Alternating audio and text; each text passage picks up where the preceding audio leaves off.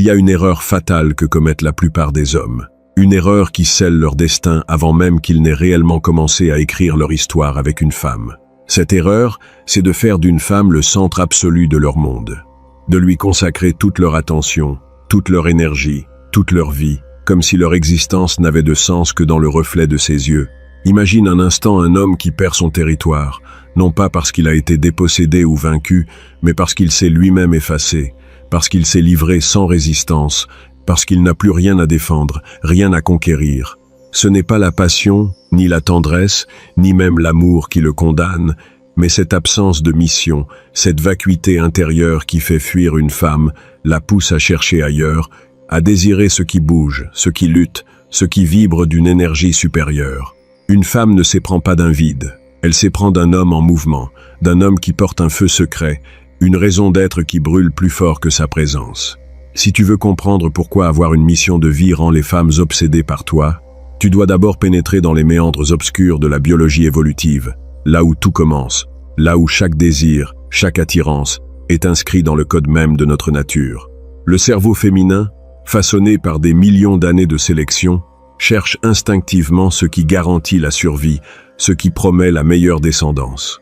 Ce mécanisme impitoyable s'appelle l'hypergamie, ce concept presque tabou qui signifie que la femme cherche à s'élever socialement et génétiquement par le choix de son partenaire.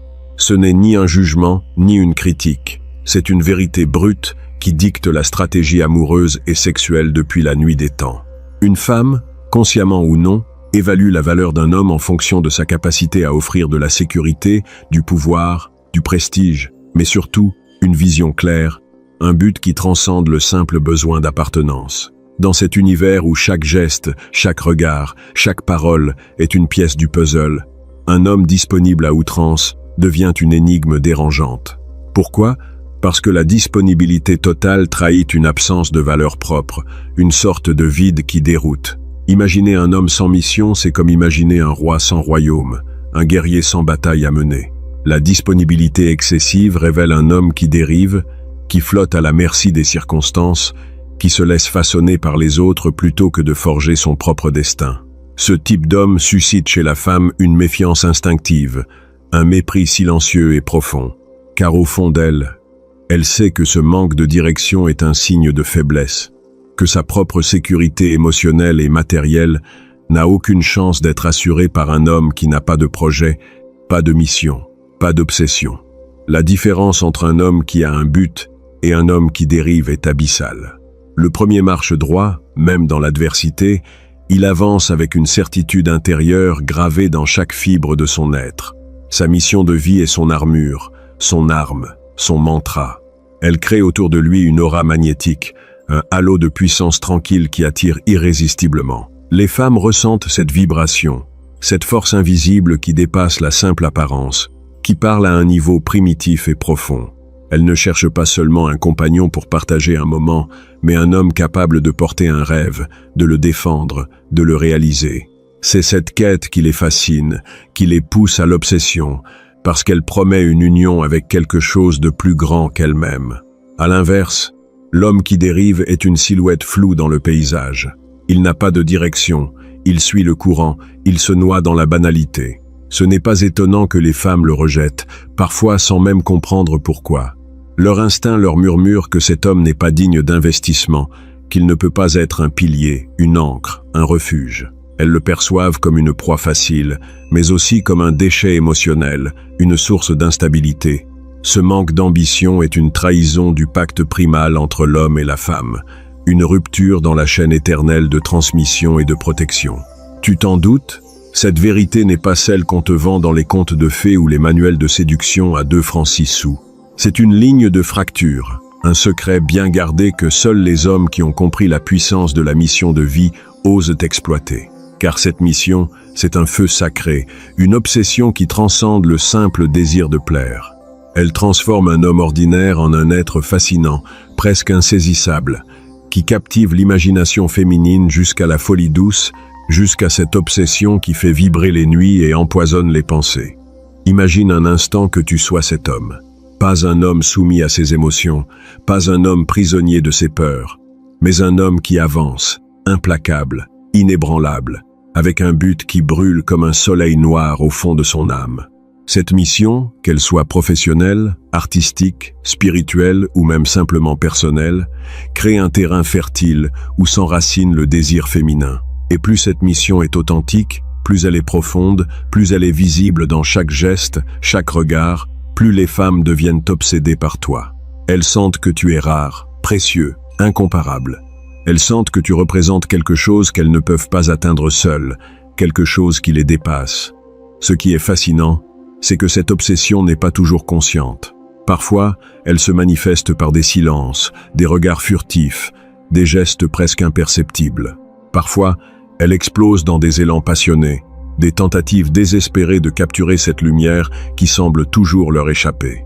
Mais dans tous les cas, elle est là, tapie dans l'ombre, alimentée par la certitude que cet homme n'est pas comme les autres, qu'il est porteur d'une destinée, d'un mystère, d'un pouvoir. Et ce pouvoir, c'est la mission de vie. Tu vois, la mission de vie n'est pas un simple outil de séduction. Ce n'est pas un artifice pour attirer les femmes. C'est une transformation intérieure, une renaissance qui transcende le jeu des apparences. C'est une manière d'être qui impose le respect, qui suscite l'envie, qui forge un lien profond et durable. Les femmes sentent cela, même si elles ne savent pas toujours le nommer. Elles sentent que cet homme est un pilier, un phare dans la tempête. Un homme qui ne plie pas, qui ne rompt pas, qui avance envers et contre tout. Et c'est précisément cette force tranquille, cette obsession pour un but supérieur, qui rend un homme irrésistible.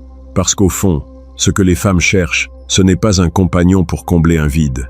C'est un homme qui peut les emmener plus loin, qui peut les élever, qui peut les transformer. Elles veulent être partie intégrante d'une histoire plus grande, d'un récit épique où elles jouent un rôle essentiel. Elles veulent sentir qu'elles participent à la réalisation d'un destin, qu'elles sont les gardiennes d'un secret précieux. C'est pourquoi un homme qui fait de sa mission de vie sa priorité attire inévitablement les femmes, les rend folles, les obsède. Parce qu'il incarne ce que la nature a toujours voulu, la force, la clarté, la direction. Parce qu'il incarne un avenir, une promesse, un avenir auquel elles ne peuvent pas renoncer. En devenant cet homme, tu ne deviens pas seulement un partenaire, tu deviens une légende, un mythe vivant qui hante leurs rêves et leurs pensées 24 heures sur 24, 7 jours sur 7. Si tu veux aller plus loin et découvrir comment cultiver cette mission de vie pour devenir cet homme irrésistible, clique sur le lien dans le commentaire épinglé. Là, tu trouveras des ressources exclusives, des stratégies puissantes pour réveiller ce feu intérieur que tu as peut-être laissé s'éteindre. Ne laisse pas cette chance te filer entre les doigts. Laisse-moi t'accompagner sur ce chemin obscur et fascinant où se joue ta véritable puissance. Car au final, la question n'est pas seulement de savoir pourquoi avoir une mission de vie rend les femmes obsédées par toi. La vraie question est, es-tu prêt à devenir cet homme-là? Cet homme dont la simple présence bouleverse tout. Cet homme qui ne se contente pas de survivre mais qui vit avec une intensité rare. Ce feu sacré qui consume et attire à la fois. Le chemin est long, parfois douloureux, souvent solitaire, mais c'est le seul chemin qui mène à la maîtrise de soi, à la domination silencieuse, à cette forme d'obsession féminine qui dépasse la simple séduction pour devenir une force intemporelle. Rappelle-toi toujours que les femmes ne veulent pas d'un homme qui les place au centre de son monde, mais d'un homme qui place le monde au centre du sien. Une mission de vie n'est pas un luxe, ce n'est pas une option, c'est une nécessité impérieuse. Le secret bien gardé de la psychologie masculine qui fait basculer les rapports de force, qui fait chavirer les cœurs, qui fait naître l'obsession. Ose te lever, ose choisir ta voie, ose devenir cet homme dont elles ne peuvent plus se passer. Le reste suivra. Il y a quelque chose de profondément hypnotique, presque magnétique, dans un homme qui vit pour une cause plus grande que lui. Pas simplement un homme qui suit ses envies ou ses caprices, mais celui dont l'esprit et le corps sont engagés dans une mission qui transcende les banalités du quotidien. Ce n'est pas une question de réussite matérielle, ni même de pouvoir social visible.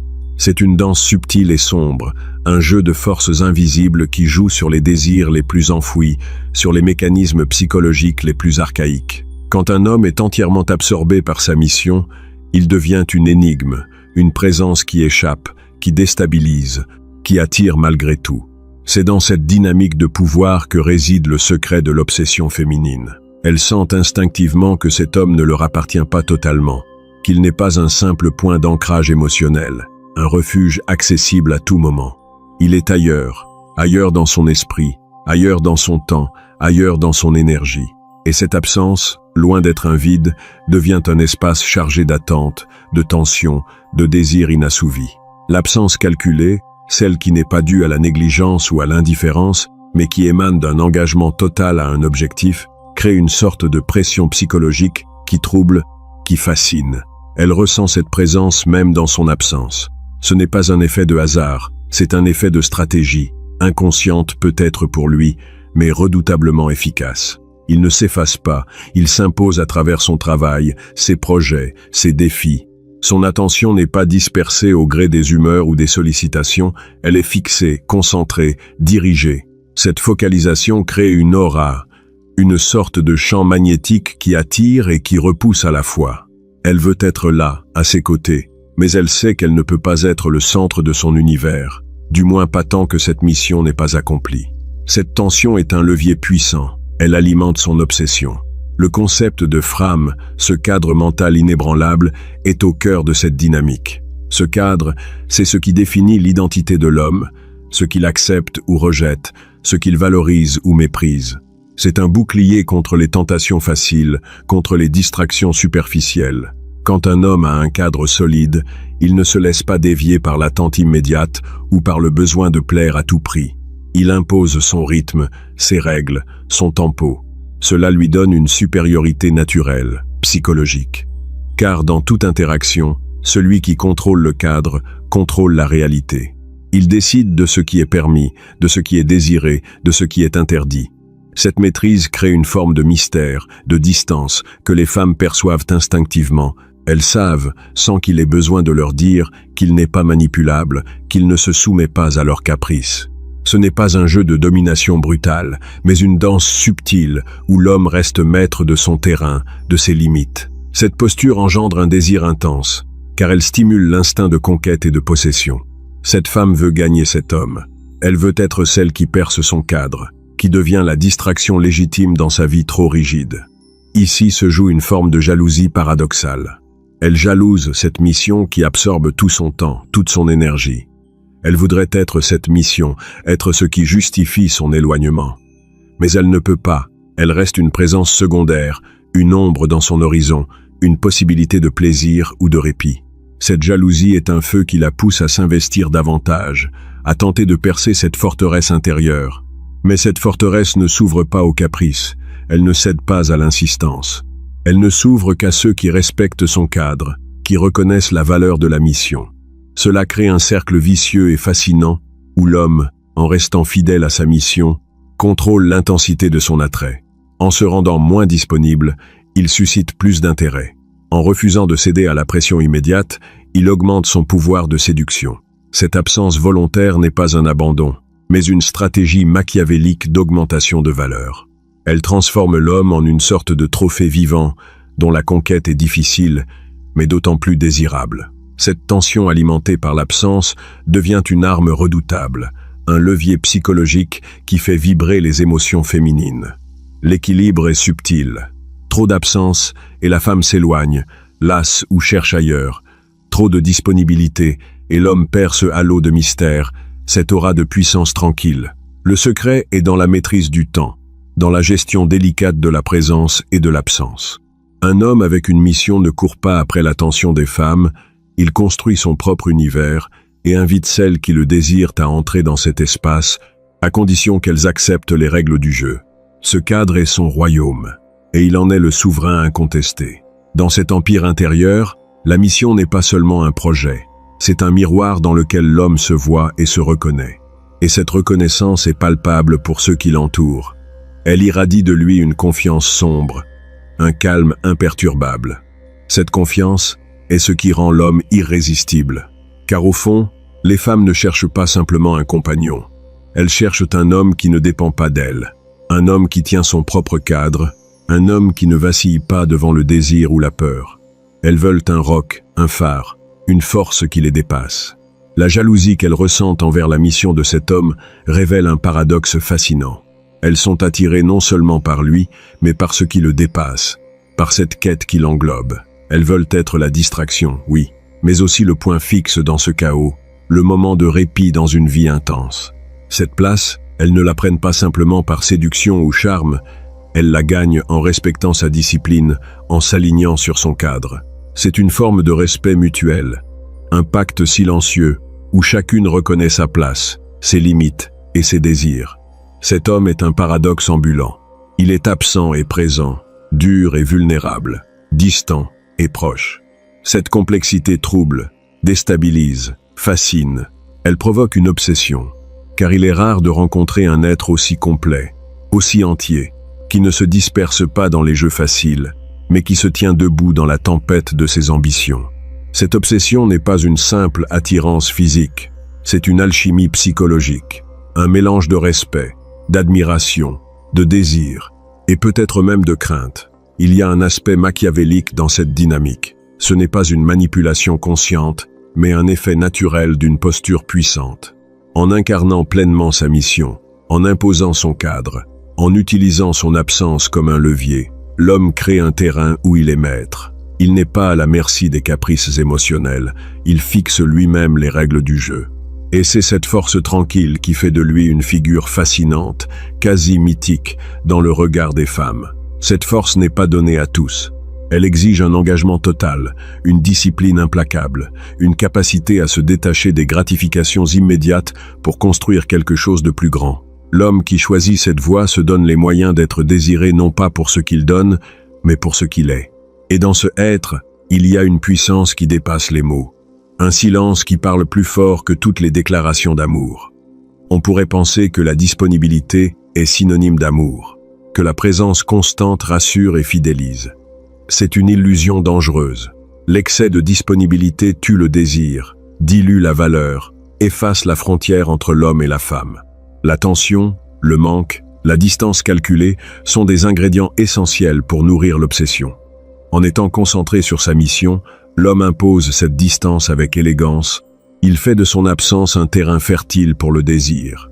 La jalousie qu'elle éprouve envers cette mission est une forme d'admiration voilée. Elle voudrait être celle qui guide ses pas, qui occupe tout son esprit, qui justifie son éloignement. Mais parfois, elle comprend que cette mission est ce qui le rend unique, ce qui le place au-dessus du commun. Et cette compréhension, aussi douloureuse soit-elle, nourrit son obsession. Elle veut être la distraction, oui, mais aussi la complice, l'allié dans cette quête. Cette alliance, rare et précieuse, se construit dans le respect du cadre, dans la reconnaissance des priorités. Le pouvoir psychologique d'un homme concentré sur sa mission est donc total. Il ne s'agit pas d'un pouvoir brutal ou coercitif, mais d'une maîtrise subtile des émotions, des attentes, des désirs. Il crée un espace où il est le centre incontesté, non pas parce qu'il domine, mais parce qu'il tient fermement son cadre, parce qu'il est fidèle à son engagement. Cette fidélité à soi-même est la clé de son attractivité, la source de cette obsession qui le rend irrésistible. Ainsi, la mission de vie devient plus qu'un simple projet personnel. Elle devient une arme secrète, un levier machiavélique pour susciter le désir, pour imposer une présence même dans l'absence, pour créer une tension émotionnelle qui pousse l'autre à revenir, encore et encore, obsédé par cet homme qui ne se laisse pas attraper si facilement. C'est dans ce jeu subtil, dans cette dynamique de pouvoir invisible, que se cache le véritable secret de la séduction durable. Il arrive un moment, dans la quête de ce pouvoir silencieux qui attire irrésistiblement, où l'on se retrouve face à un vide, cette absence de mission claire, cette ombre flottante qui empêche de déployer toute sa force magnétique. Ce vide, c'est un poison, il ronge l'aura, il affaiblit les fondations sur lesquelles s'érige la fascination. Mais comment trouver cette mission quand elle semble ne pas exister, quand l'esprit erre dans le néant à la recherche d'un sens, d'un dessein, d'un feu intérieur? Chercher une mission, ce n'est pas simplement cocher une case, ni embrasser une ambition superficielle. C'est s'immerger dans une vérité intime, aussi obscure soit-elle, qui allume une flamme dévorante dans les entrailles. Pour commencer, il faut accepter l'inconfort de l'errance. Le vide n'est pas un ennemi à fuir, mais une étape à traverser. On ne tombe pas sur sa mission comme on découvre un trésor enfoui. On la creuse, on la déterre à force d'expérience, d'échecs, d'obsessions. Trouver sa mission, c'est plonger dans le chaos mental, dans les envies enfouies, dans les rancunes refoulées, dans les rêves avortés. C'est écouter ce murmure interne, ce grondement sourd qui vous pousse à agir, à créer, à détruire, à dominer. Il n'existe pas de formule magique, pas de méthode universelle. Ce qui compte, c'est la vérité qui brûle au bout du chemin, pas la destination elle-même. Définir sa mission, c'est aussi choisir son combat. Que ce soit la maîtrise d'une compétence, la construction d'un empire financier, la création artistique ou la conquête intellectuelle, chaque homme forge son empire personnel avec ce qu'il possède en lui. Et surtout, il doit comprendre que cette mission ne sera jamais statique. Elle évolue, se transforme, se complexifie. L'important est de rester fidèle à ce feu intérieur, à cette obsession qui le soulève du lit chaque matin, même lorsque tout semble perdu. Sans cette flamme, l'homme devient une coquille vide, un pantin manipulé par les désirs des autres. Mais voici le piège le plus subtil, et pourtant le plus mortel. Simuler une mission, prétendre, faire semblant, jouer un rôle. Il est tentant, dans un monde où l'image prime, de construire une façade d'hommes passionnés, de leaders visionnaires, de conquérants infatigables. Pourtant, les femmes, à leur manière instinctive, détectent l'inauthenticité avec une précision déconcertante. Elles sentent le vide derrière les mots, le manque de conviction dans les gestes, la superficialité dans les regards. Plus l'homme tente de cacher son absence de mission derrière des artifices, plus il s'enfonce dans une spirale où le pouvoir s'évanouit. Le mensonge, même celui qu'on se raconte à soi-même, est la mort lente de l'attraction. Il est même cruel de constater que cette vérité ne s'applique pas uniquement aux femmes, mais aussi à l'homme lui-même. Un faux but ne nourrit pas l'âme, il la corrompt. Il engendre frustration, colère et mélancolie. Seule la sincérité, aussi rude soit-elle, permet d'ériger un socle solide. C'est pourquoi, avant de chercher à impressionner ou à séduire, il faut d'abord se séduire soi-même avec la clarté d'une mission authentique. Cette mission devient alors un bouclier contre les doutes, une arme contre la monotonie, une lumière dans l'obscurité. Et lorsque cette mission prend racine, un autre défi surgit, plus insidieux. Les tests, les épreuves, ces fameux shit tests qui viennent comme des tempêtes pour ébranler la détermination. Les femmes, dans leur rôle ancestral, testent sans relâche l'homme pour mesurer sa force intérieure, sa stabilité, sa constance. Ces tests ne sont pas là par hasard, ni par simple caprice. Ils sont la barrière ultime, la dernière épreuve, avant d'accorder une place dans leur monde. Chaque détour, chaque provocation, chaque tentative de détourner l'homme de sa mission est un piège subtil. Céder, c'est perdre le pouvoir. Résister, c'est s'élever au-dessus du commun. Face à ces tests, la réponse ne réside pas dans la colère, ni dans l'agressivité, mais dans une froide implacabilité. Il faut faire preuve d'un calme souverain, d'une indifférence calculée, d'une force tranquille. Laisser transparaître que rien, ni personne, ne pourra entraver la poursuite de ce but. Ce n'est pas un refus brutal, mais une acceptation profonde de sa propre priorité. Cette mission est plus importante que les jeux de pouvoir, que les caprices émotionnels, que les manipulations subtiles. C'est un pacte silencieux avec soi-même, une fidélité exclusive qui devient une obsession intérieure.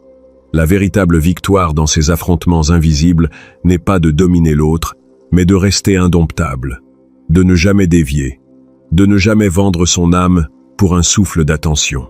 Lorsqu'une femme sent que l'homme est intouchable dans sa quête, qu'il ne se plie pas au vent changeant de ses humeurs, qu'il avance coûte que coûte, elle se retrouve fascinée, presque obsédée. Cette obsession n'est pas née d'un simple jeu de séduction, mais d'un respect profond, viscéral, presque primal. Elle perçoit en lui un être qui refuse d'être une pièce interchangeable dans son monde. Un homme qui lui échappe, qui la défie, qui l'intrigue. Au-delà des tests, au-delà des désirs, au-delà des jeux, il y a la souveraineté absolue, l'indépendance. Le pouvoir ultime ne réside pas dans la possession, dans le contrôle, ni même dans la fascination superficielle. Il réside dans l'indépendance totale, cette liberté inébranlable d'être soi, de poursuivre sa mission sans concession, sans compromis, sans jamais plier sous la pression. Cette indépendance est ce qui rend un homme vraiment dangereux, magnétique et irrésistible. Elle est la source d'une puissance qui transcende les apparences, qui défie les normes, qui écrase les illusions. L'indépendance absolue est un état d'esprit, un mode d'existence. Elle se construit dans la solitude, dans le silence, dans la douleur parfois. Elle exige un courage que peu osent affronter, car elle demande de renoncer aux besoins réels ou imaginaires des autres pour s'ancrer dans une vérité personnelle. Cette vérité, à son tour, sert de boussole et d'arme. Elle transforme l'homme en une force implacable, en un mystère insondable, en une énigme que l'on ne peut qu'admirer ou craindre. Dans ce jeu psychologique, dans cette danse ténébreuse des désirs et des pouvoirs, la mission de vie devient plus qu'un simple but. Elle est la clé d'un empire invisible, la pièce maîtresse d'un puzzle dont la complexité fascine. Les femmes ne sont pas attirées par l'homme qui cherche à plaire, à s'adapter, à se conformer. Elles sont obsédées par celui qui incarne une vérité, une obsession, une mission irrévocable. Celui qui avance dans l'ombre, qui défie le monde, qui reste maître de son destin. Alors, si tu n'as pas encore ta mission, ne cherche pas à en emprunter une. Ne te laisse pas tenter par les faux semblants, par les ambitions vides que la société te vend. Plonge dans le chaos de ton esprit, affronte tes démons, écoute ce qui brûle en toi, laisse cette flamme grandir, même si elle vacille. Car c'est cette flamme qui fera de toi un homme dont la présence obsède, dont la force fascine, dont le pouvoir est absolu. Et quand les tempêtes viendront, les provocations, les doutes, les tentatives de te détourner de ta voie, réponds avec cette froideur souveraine, avec cette force tranquille qui dit sans mots « Je suis libre, je suis maître, je suis indomptable ». Car c'est là, dans cette indépendance absolue, que réside le véritable pouvoir. Un pouvoir que rien, ni personne, ne peut détruire. Un pouvoir qui attire, qui domine, qui obsède. Un pouvoir qui transforme un simple homme en légende. Voilà la vérité absolue que la société essaie de te cacher. Ta mission de vie n'est pas seulement un moyen de réussir financièrement ou professionnellement, c'est le bouclier ultime contre la manipulation émotionnelle. C'est l'aimant le plus puissant que tu puisses posséder. Quand tu te lèves chaque matin avec un but qui te consume, tu n'as plus besoin de courir après les femmes. Tu n'as plus besoin de mendier leur attention.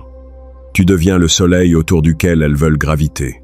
Tu deviens l'homme qu'elles ne peuvent pas contrôler, et donc l'homme qu'elles ne peuvent pas s'empêcher de désirer.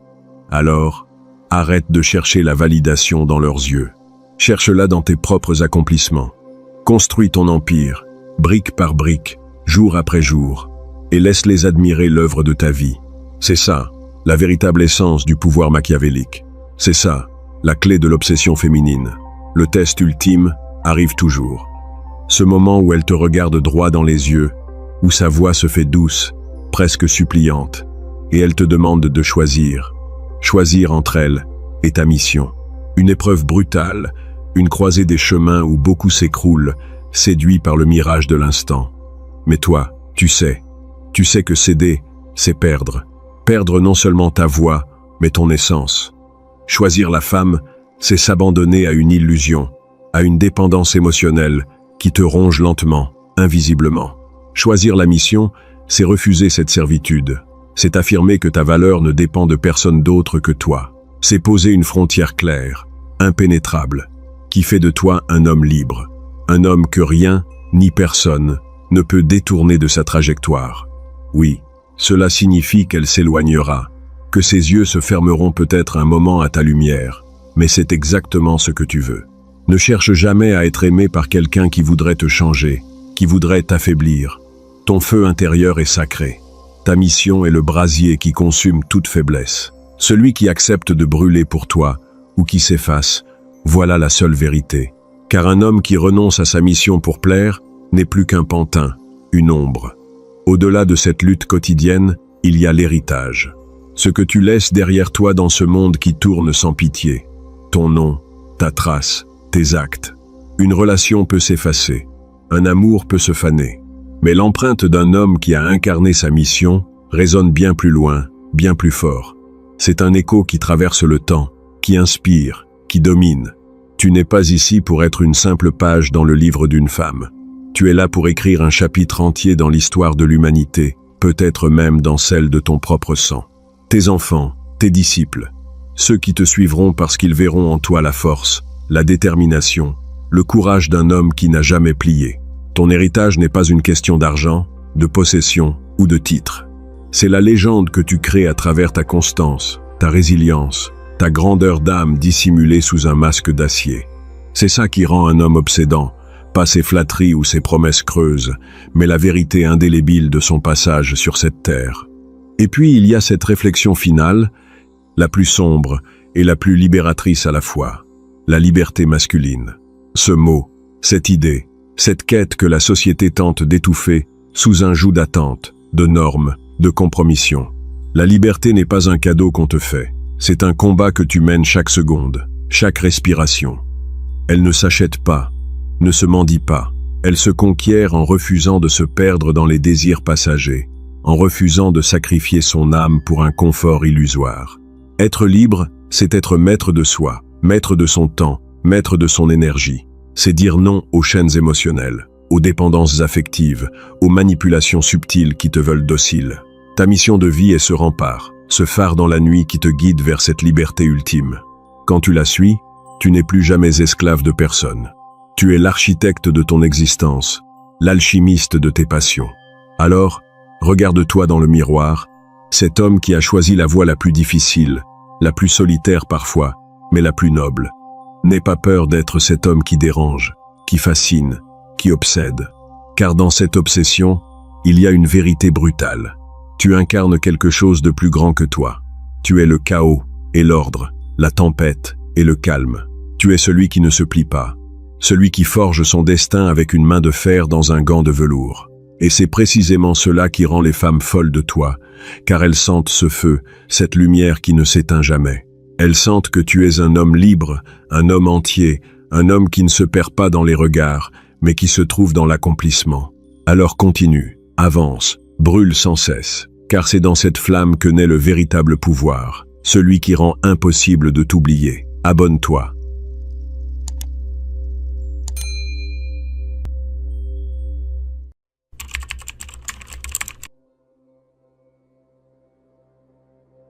Dans chaque dispute, il ne s'agit jamais vraiment du sujet que vous croyez. Ce n'est pas la place du linge dans le panier, ni la façon dont elle a géré ce détail insignifiant, ni même cette phrase maladroite que vous avez prononcée il y a 3 jours. Non. Derrière chaque échange tendu, derrière chaque mot acéré qu'elle lance avec cette précision chirurgicale, il y a une bataille invisible, un jeu de pouvoir sournois qui se joue entre vous deux. Ce qu'elle cherche, au fond, ce n'est pas tant la vérité ou la justice, mais le dernier mot. Ce mot final, cette ultime réplique qui scelle la scène, celle qui vous laisse silencieux, presque vidé, à ruminer votre défaite. Pourquoi? Parce que dans son esprit, avoir le dernier mot, c'est détenir la clé. C'est s'assurer que la hiérarchie est respectée, que la soumission se manifeste, même si elle s'habille de mots doux ou de sarcasmes subtils. Elle ne cherche pas à gagner l'argument, elle cherche à vous plier, à vous faire comprendre votre place, sans que vous puissiez riposter. Si vous voulez comprendre les mécanismes profonds qui la poussent à imposer ce rituel quotidien, cliquez sur le lien dans le commentaire épinglé. Vous y découvrirez des clés essentielles pour inverser la dynamique, reprendre le contrôle et ne plus jamais subir ce dernier mot qui fait mal. Entrons maintenant dans le vif du sujet, dans ce théâtre d'ombre où les mots deviennent des armes et où la psychologie machiavélique s'exprime avec une précision redoutable. Le besoin d'avoir le dernier mot est, avant tout, un test. Un test de soumission que vous êtes amené à passer, souvent sans même le réaliser. Elle vous pousse à vous positionner, à montrer si vous êtes prêt à tenir bon ou si vous cédez. Chaque phrase, chaque rappel, chaque contradiction qu'elle lance, c'est une question silencieuse. Jusqu'où iras-tu pour défendre ta position? Es-tu prêt à te plier, à abandonner ta vérité ou au contraire à t'entêter? Ce test n'est pas innocent, il est délibéré.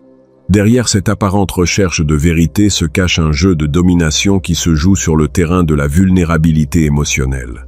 Elle utilise ce que j'appelle la logique émotionnelle, une arme redoutable qui s'appuie sur la confusion, le doute et la remise en question de votre propre perception. Contrairement à la logique rationnelle, qui se base sur des faits, des preuves, des déductions claires, la logique émotionnelle tord la réalité, détourne la conversation vers vos sentiments, vos inquiétudes, vos failles. Elle vous pousse à vous justifier, à vous expliquer, à vous défendre non pas devant une vérité objective, mais devant une interprétation subjective qu'elle contrôle.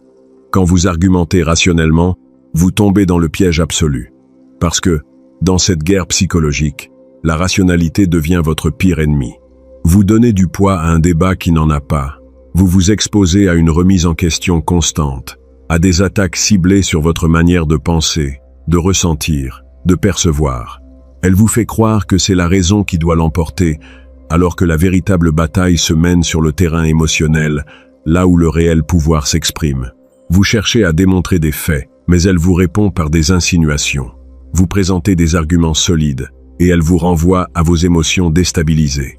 Vous cherchez à clore le débat par la logique, et elle relance par l'empathie feinte, la culpabilisation ou la victimisation. Dans ce jeu cruel, avoir le dernier mot n'est pas un hasard. C'est un rituel. Un rituel qui scelle la victoire, qui inscrit dans le marbre une hiérarchie invisible, mais ferme. Chaque fois qu'elle réussit à imposer ce dernier mot, c'est une victoire symbolique. Vous êtes mis à terre, même si c'est sur un détail insignifiant. Vous avez perdu non pas la dispute, mais le contrôle. Ce contrôle qu'elle cherche à reprendre à chaque échange, à chaque occasion. Ce contrôle qu'elle ne lâchera jamais, parce qu'il est la garantie de sa place dans ce rapport de force. Comprendre ce mécanisme, c'est déjà commencer à s'en libérer. Car la première étape pour ne plus subir ce dernier mot, c'est de ne plus jouer selon ses règles. Ne plus tomber dans le piège de la logique rationnelle, ne plus chercher à avoir raison à tout prix, mais apprendre à reconnaître quand vous êtes manipulé, quand la dispute n'est qu'un théâtre pour tester vos limites, pour sonder votre résistance.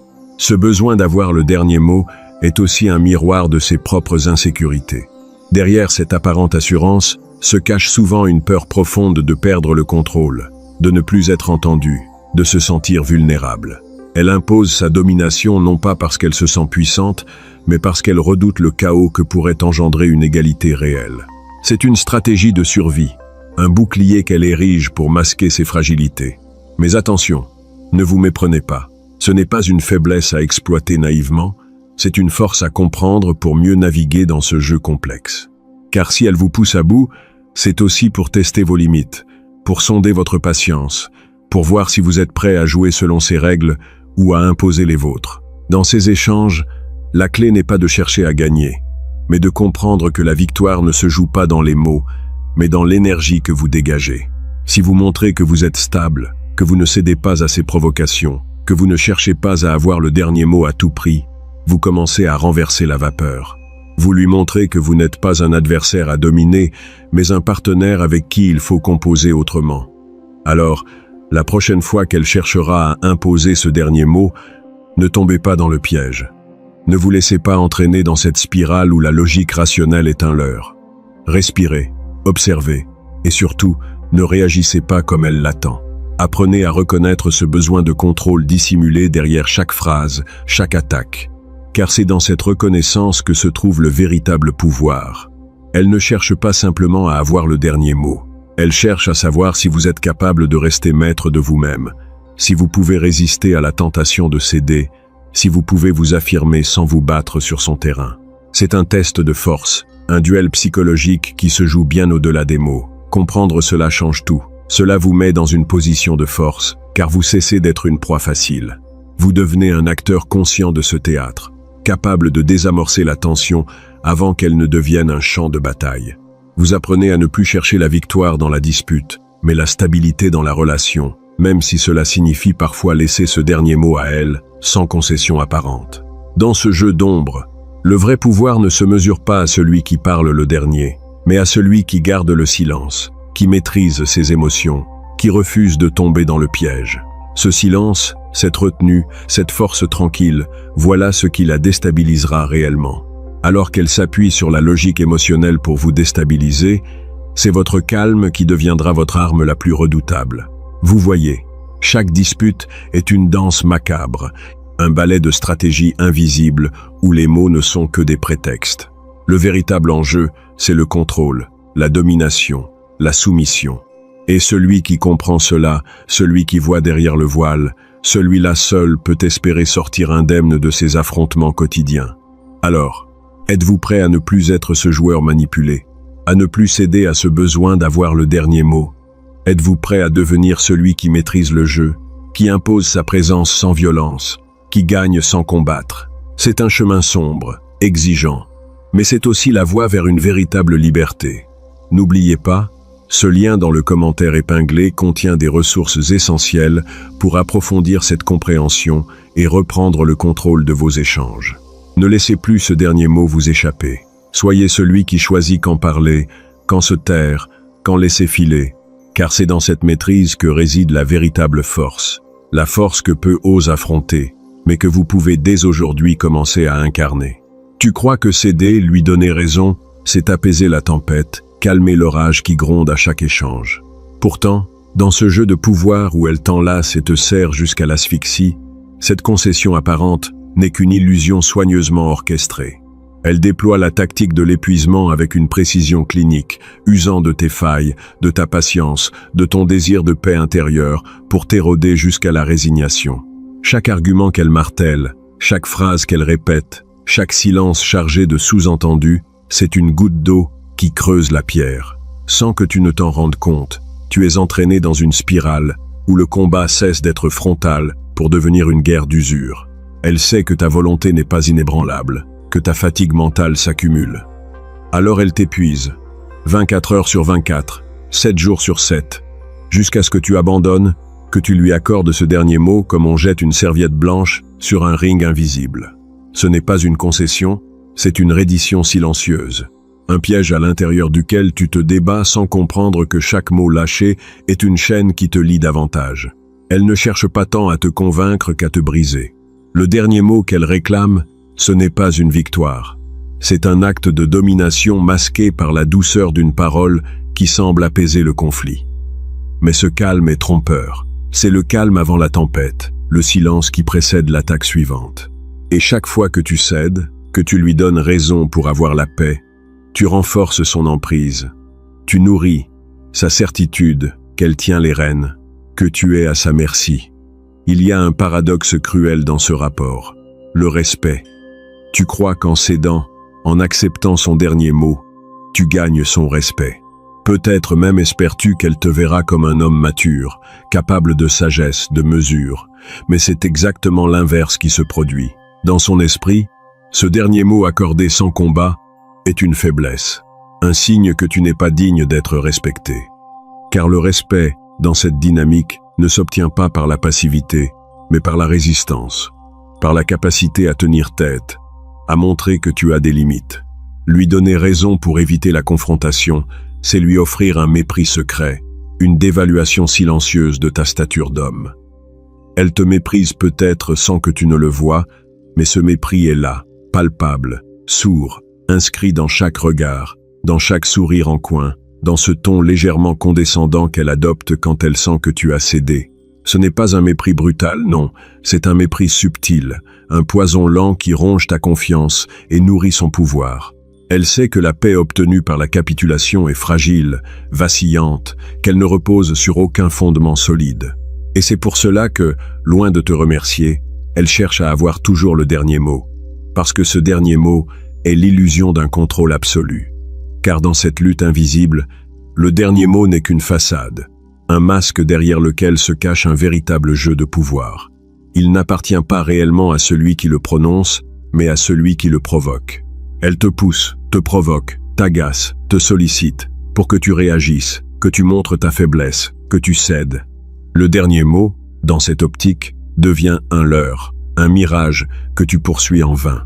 Celui qui croit le posséder est en réalité ensorcelé par un mécanisme qui le dépasse. Il croit contrôler la scène, mais il est lui-même manipulé, entraîné dans un ballet où elle mène la danse avec une maîtrise redoutable. Tu n'as pas le dernier mot, parce que le dernier mot n'existe pas. Elle le sait. Elle s'appuie sur cette vérité pour maintenir son ascendant. Elle te fait croire que tu peux gagner, que tu peux reprendre la main, mais à chaque fois, tu es rattrapé par son habileté à t'attirer dans ce piège de la parole, dans ce cercle vicieux où la conclusion ne vient jamais, ou vient toujours à son avantage. Ce contrôle apparent est un mirage, une projection mentale qui te fait tourner en rond, qui te fait douter de toi, de ta valeur, de ta capacité à tenir debout face à elle. Dans cette dynamique insidieuse, le dernier mot est un instrument de torture psychologique, une arme froide dont elle se sert pour te maintenir sous pression, pour préserver son pouvoir, pour affirmer sa suprématie. Elle ne cherche pas la vérité, ni même la justice. Elle cherche la domination, le contrôle, la supériorité. Le dernier mot est son trophée, sa preuve que tu es sous son emprise, que tu es soumis à son jeu. Et toi, tu es ce joueur naïf qui croit encore pouvoir changer les règles, qui croit que la paix viendra du silence, de la reddition, de la concession. Mais ce silence est une prison, cette reddition est une chaîne, cette concession est un piège. La seule issue, si tu veux échapper à cette spirale infernale, c'est de comprendre que le dernier mot n'a jamais été à ta portée. Comprendre que céder n'est pas gagner, que la paix imposée par la faiblesse est une paix factice, que le respect ne s'achète pas par la docilité mais se conquiert par la force intérieure, par la capacité à poser des limites, à résister, à ne pas se laisser entraîner dans ce jeu pervers. Elle teste tes limites, elle explore tes failles, elle pleste tes limites, elle pleste tes limites, elle pleste tes limites, elle pleste tes limites. Elle te pousse toujours plus loin pour voir jusqu'où tu es prêt à aller. Elle mesure ta résistance, ton endurance, ta détermination. Et dans ce test, le dernier mot est un leurre, un piège qui te fait croire que tu peux contrôler la situation alors que tu es déjà captif. Il est temps de réaliser que la bataille ne se gagne pas dans les mots, mais dans ce que ces mots révèlent de toi, dans ta capacité à ne pas te laisser définir par ce besoin compulsif de conclure, de dominer, de posséder la parole. Le dernier mot, finalement, est une prison dorée, un carcan invisible qui enferme ceux qui s'y accrochent avec désespoir. Celui qui cherche à l'avoir à tout prix est déjà perdu, car il a accepté de jouer selon ses règles, dans son terrain, sous son contrôle. La liberté commence quand tu refuses ce jeu, quand tu refuses de te soumettre à cette dynamique d'épuisement, de mépris et d'illusion. Quand tu comprends que la vraie puissance ne réside pas dans la dernière phrase prononcée, mais dans le silence que tu choisis, dans la paix que tu décides de construire hors de ce chaos verbal. Alors, la vraie question n'est pas pourquoi elle cherche toujours à avoir le dernier mot, mais pourquoi tu lui laisses ce pouvoir, pourquoi tu te laisses piéger dans cette danse macabre où le mot final est un poison que tu absorbes sans t'en rendre compte. Prends conscience que chaque fois que tu lui offres ce dernier mot, tu lui donnes un morceau de toi-même, un fragment de ton âme que tu ne récupéreras jamais. Et peut-être alors, tu pourras commencer à reconstruire un territoire où les paroles ne sont plus des armes, où la domination cède la place au respect véritable, où la paix n'est pas une trêve fragile, mais un état durable. Il est fascinant de constater à quel point le silence, dans son essence la plus pure et la plus implacable, peut devenir une arme plus redoutable que les mots les plus acérés. Après avoir exploré l'épuisement, cette stratégie où l'on use l'autre jusqu'à la moelle, il est temps de pénétrer dans une dimension encore plus subtile, plus insidieuse. L'art du silence machiavélique. Car refuser de jouer à son jeu, c'est refuser de se soumettre à ses règles. Et c'est précisément là que réside la clé du pouvoir véritable. Le silence n'est pas simplement l'absence de parole. C'est une déclaration, une posture, une énigme. Dans un monde où l'échange verbal est roi, où les mots s'entrechoquent pour s'imposer, ne rien dire est une manière de dire tout. Quand elle cherche à avoir le dernier mot, elle cherche à dominer la scène, à imposer sa présence, à marquer sa victoire. Mais que se passe-t-il quand, au lieu d'entrer dans cette joute verbale stérile, vous vous dérobez? Quand vous laissez ce dernier mot flotter, suspendu dans le vide, sans réponse? Ce vide devient un piège invisible, un terrain mouvant où sa volonté de contrôle s'effrite. Elle attend cette validation, ce point final qu'elle peut brandir comme un trophée. Elle veut sentir que la controverse est tranchée selon ses termes, que sa voix pèse plus lourd que la vôtre. Mais face à ce silence, le terrain se dérobe sous ses pieds. Le silence n'a pas besoin d'être rempli ni justifié. Il est son propre message, sa propre victoire. Et ce manque de réaction, cette absence de confrontation, devient une menace bien plus profonde que n'importe quelle réplique cinglante. Elle ne sait plus comment réagir. Ce silence est une pièce vide dans laquelle résonnent ses propres doutes. Laisser le dernier mot dans le vide, c'est l'inviter à dialogue avec elle-même, à affronter ses propres contradictions, à se cogner à ses propres limites. C'est lui livrer un miroir déformant, où chaque mot prononcé résonne sans écho. Elle devient folle non parce que vous avez gagné la bataille des mots, mais parce que vous avez refusé de la livrer. Ce refus, ce retrait stratégique, est un acte de puissance qui dépasse le simple échange. Il dit « Je ne suis pas à ta merci.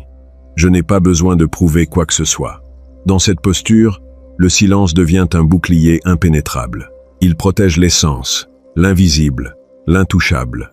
Il garde intact le mystère et la maîtrise. Paradoxalement, c'est en cessant d'alimenter la lutte que vous en prenez le contrôle total. Vous n'êtes plus un adversaire dans le champ de bataille, vous êtes hors champ. Et c'est cet hors champ qui terrifie. Car ce que l'on ne peut pas atteindre, ce que l'on ne peut pas comprendre, ce que l'on ne peut pas dominer, devient une menace qui ronge de l'intérieur. Le véritable pouvoir ne s'exhibe pas, il ne s'explique pas, il ne se défend pas. Il s'impose dans le silence, dans l'immobilité, dans cette absence de réaction qui laisse l'autre face à son propre vide. Le pouvoir absolu est celui qui refuse l'échange, qui refuse la justification, qui refuse la reddition de comptes. Il est souverain parce qu'il est inaccessible, insaisissable, impénétrable. Alors, pourquoi elle cherche toujours à avoir le dernier mot? Parce qu'elle veut s'assurer que son pouvoir est reconnu, qu'elle est la maîtresse de la scène, que son contrôle est effectif et visible. Mais vous avez le choix. Vous pouvez entrer dans ce jeu de dupes, vous pouvez vous éreinter à lui donner cette satisfaction, ou vous pouvez choisir la voie la plus dangereuse pour elle, le silence absolu, le retrait total, l'indifférence souveraine.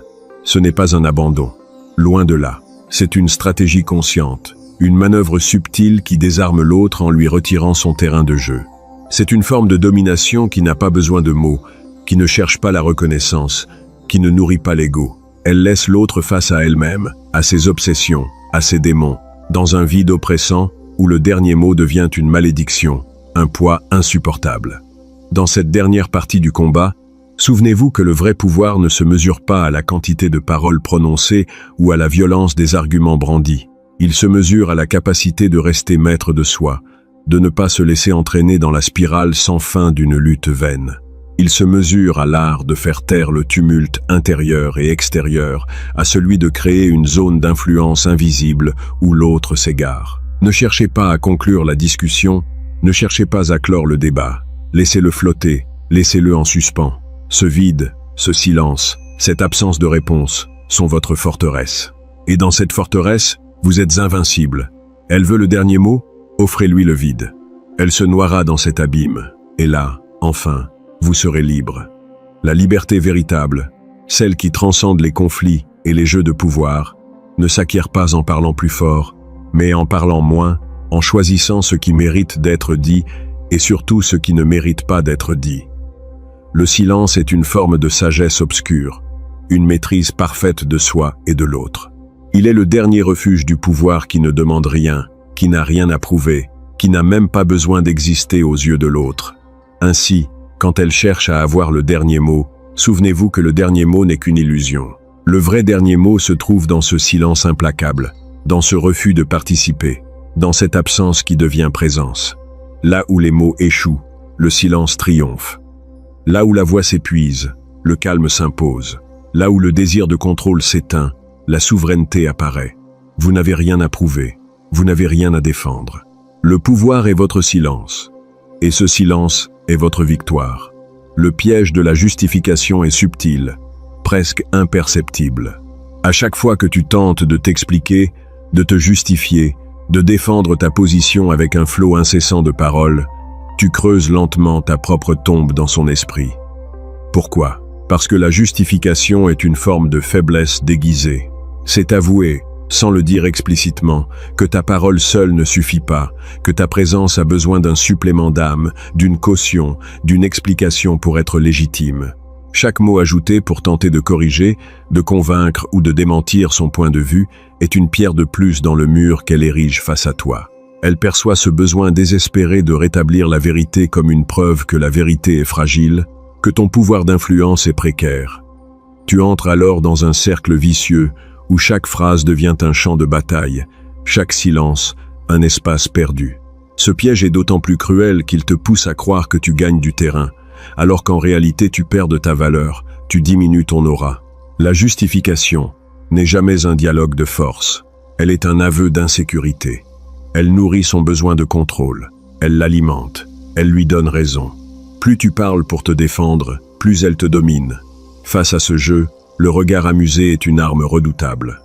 Ce regard, mi-détaché, mi-curieux, qui ne brûle pas d'envie de te battre mais ne fuit pas non plus, révèle une vérité simple. Tu n'es pas pris au piège de sa tempête. Tu observes le conflit comme on regarde un spectacle dont on connaît la fin. Ce sourire en coin, ce léger plissement des yeux, ce calme presque insolent, tout cela désarme son besoin compulsif de confrontation. Derrière ce regard, elle sent que son feu ne t'atteint pas, que ses mots ne t'ébranlent pas, que son désir de victoire n'a pas d'emprise. Le détachement émotionnel devient alors une forme de séduction machiavélique, un jeu subtil où tu lui offres une invitation silencieuse à lâcher prise, à sortir du cercle infernal du dernier mot. Ce regard amusé, il ne s'achète pas, il se cultive. Il naît de la conscience que le combat verbal n'est qu'un mirage, qu'il n'y a rien à prouver, rien à gagner. C'est dans cette distance, presque cynique, que réside ta véritable force. Ce n'est pas la violence de tes mots qui l'impressionnera, mais leur absence choisie, leur refus de se battre à armes égales. La différence entre la soumission et la maîtrise est là, dans ce choix. La soumission est un silence forcé, un repli par peur, par faiblesse. Elle est l'arme de celui qui craint le conflit, qui s'efface pour éviter la douleur, le rejet, la défaite. Ce silence-là n'a rien de noble. Il est une fuite, une capitulation. Il engendre du ressentiment, de la frustration, un poids qui s'accumule dans l'ombre. La soumission est une servitude déguisée, un isolement intérieur. La maîtrise, en revanche, est un silence choisi, un silence stratégique. C'est la décision consciente de ne pas entrer dans la danse vaine des provocations. C'est la force tranquille qui sait qu'elle ne doit pas répondre à chaque attaque, qu'elle ne doit pas alimenter chaque querelle. Ce silence-là est un acte de souveraineté. Il impose un respect par son simple fait. Il déstabilise l'adversaire qui se retrouve face à un mur impassible. La maîtrise transforme le silence en bouclier et en épée à la fois. Elle est le pouvoir d'être là sans être captif du chaos. Dans ce jeu d'échecs subtil, la véritable victoire ne s'atteint pas en criant plus fort, mais en choisissant quand parler et quand se taire. Ce dernier choix est le plus difficile, le plus contre-intuitif, mais aussi le plus libérateur. Et si tu cherches une dernière image, une dernière vérité à graver dans ta mémoire, pense au lion. Le roi de la savane ne rugit pas pour convaincre les autres qu'il est le maître. Son silence, sa présence imposante, son regard fixe suffisent à régner. Il ne dépense pas son énergie à prouver ce qu'il est. Il l'est, tout simplement, sans besoin d'en faire la démonstration constante. Quand il rugit, c'est pour marquer un territoire, pour alerter, non pour justifier ou convaincre. Sa puissance est dans sa capacité à rester maître de lui-même, à ne pas se laisser embarquer dans des querelles sans fin. Toi aussi, tu peux incarner ce lion. Tu peux choisir de ne pas répondre à chaque provocation, de ne pas te perdre dans le besoin obsessionnel d'avoir le dernier mot. Tu peux devenir ce silence souverain, ce regard qui ne vacille pas, cette force tranquille qui domine sans bruit. C'est un chemin difficile, une ascèse, un art subtil. Mais c'est la seule voie qui mène à la liberté véritable, celle qui te place au-delà des conflits, au-delà des jeux de pouvoir, dans une dimension où tu n'es plus qu'une présence, une force silencieuse et indomptable. Alors, la prochaine fois qu'elle cherchera à avoir le dernier mot, regarde-la simplement avec ce regard qui ne cherche pas à gagner, qui ne cherche pas à impressionner, mais qui sait. Laisse le silence faire le travail. Laisse ton calme répondre à son agitation. Laisse ton absence de réaction être ta meilleure réponse. Car dans ce monde où tout le monde crie pour exister, celui qui choisit de se taire est le véritable roi. Ce moment arrive inévitablement. Quand elle s'aperçoit que tu ne réagis plus aux provocations, que tu ne tombes plus dans le piège du dernier mot, tu deviens pour elle une énigme, un mur infranchissable. C'est le test ultime, celui qui révèle la véritable nature de ton pouvoir. Elle va multiplier les attaques, changer de ton, tourner autour du pot, tenter d'allumer une étincelle dans tes yeux, de faire vaciller ta tranquillité. Mais rien ne vient. Pas un mot, pas une réaction visible. Tu es là, immobile, inébranlable. Et c'est là que tout bascule. Son besoin compulsif de dominer cette conversation se heurte à un mur. Ce mur, c'est ton silence souverain. C'est ton indifférence majestueuse qui coupe court à ses tentatives. Elle comprend, en un éclair, que le jeu a changé, que tu n'es plus un adversaire à battre, mais une force qui transcende le débat. Elle sent alors un mélange d'agacement, de frustration et, paradoxalement, d'admiration. Parce qu'au fond, ce calme imperturbable ébranle son monde, le monde où le dernier mot était autrefois son royaume. Dans cet instant précis, lui accorder le dernier mot n'est pas un abandon. C'est la plus grande déclaration de puissance que tu puisses faire. Laisser glisser ces mots comme on laisse filer des gouttes d'eau sur une surface lisse, sans qu'elles ne laissent de traces. Ce sourire narquois, à peine esquissé, n'est pas un sourire de faiblesse, mais un sourire de conquérant. C'est un message silencieux. Je maîtrise la partie, même quand tu crois avoir gagné. Ce dernier mot, tu le lui offres comme un trophée empoisonné, parce qu'en réalité, il ne vaut rien. Ce n'est qu'un leurre, une illusion de contrôle qu'elle s'accorde pour se rassurer. Tandis que toi, tu es déjà ailleurs, dans une dimension où son agitation n'a plus de prise. Ce geste, cette concession apparente, est une manœuvre subtile, une danse machiavélique où la véritable victoire ne réside pas dans le triomphe immédiat. Gagner la dispute, obtenir le dernier mot, c'est souvent vaincre une bataille éphémère, c'est satisfaire une envie passagère. Mais gagner le respect, cela exige bien plus. Cela demande de transcender le conflit lui-même, de devenir cette force tranquille que rien ne peut ébranler. Le respect ne se décrète pas par la victoire sonore, il se forge dans le silence, l'assurance et la constance. C'est un pouvoir sourd, profond, qui s'installe avec le temps et refuse de s'éteindre. Dans ce monde saturé de cris, où chacun hurle pour imposer son point de vue, ta capacité à te taire, à ne pas répondre à chaque impulsion, devient une arme redoutable. Elle te place au-dessus des débats inutiles, au-dessus des querelles stériles. Tu deviens un modèle, une énigme fascinante, un repère dans la tempête. Cette maîtrise de toi-même, cette sagesse apparente, fait de toi un être rare, presque mythique. Et c'est exactement ce dont tu as besoin si tu veux dominer sans te fatiguer. La femme qui cherche toujours à avoir le dernier mot teste sans cesse ton territoire, ta force intérieure. Elle cherche à s'assurer que tu es à sa hauteur, qu'elle peut te déstabiliser. Mais quand elle perçoit que tu es imperméable à ce jeu, son attitude change. Elle peut devenir plus douce, plus respectueuse. Ou au contraire, elle peut intensifier ses efforts, poussant le test plus loin. Dans tous les cas, c'est un signal puissant. Elle t'a remarqué, elle t'a reconnu comme un adversaire qui ne se laisse pas prendre au piège. Et ce statut, elle ne te l'accordera jamais gratuitement.